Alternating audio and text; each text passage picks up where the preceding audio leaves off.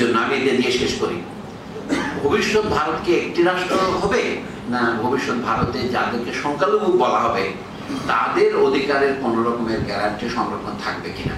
মৌলানা ভাসানী সহ তখন তৎকালীন মুসলিম নেতা যারা ছিলেন তারা দাবি করেছিলেন যে যে সমস্ত অঞ্চল মুসলিম সংখ্যাগরিষ্ঠ ভারতবর্ষে, তাদের মধ্যে নিজের এলাকার শাসন, বিশেষ করে শিক্ষা, চিকিৎসা, যোগাযোগ ব্যবস্থা ইত্যাদি তিনটা মোট বড় বড় জাতীয় বিষয় ছাড়া প্রতিরক্ষা, অর্থনৈতিক ব্যবস্থাপনা এবং যোগাযোগ, বৈদেশিক সম্পর্ক, এই জাতীয় কয়েকটা ব্যবস্থা ছাড়া বাকি সবগুলো প্রাদেশিক সরকার করবে। তখন 11টা প্রদেশ ছিল ব্রিটিশ সাম্রাজ্যে। তখন ব্রিটিশরা ক্যাবিনেট মিশনের কথা দিয়ে শুরু হয়েছে। সৈয়দ ইরফান ওয়ালি সাহেবের প্রবন্ধ 1947 সনে ক্যাবিনেট মিশন কি রায় দিয়েছিলেন? বাংলা এবং আসামকে বলেছিলেন সি ইউনিট, মধ্য ভারতকে দিয়েছিলেন বি ইউনিট, আর এই ইউনিট ছিলেন এখন যেটা পশ্চিম পাকিস্তানের কাছাকাছি। উদ্দেশ্য ছিল যে যে সমস্ত অঞ্চলে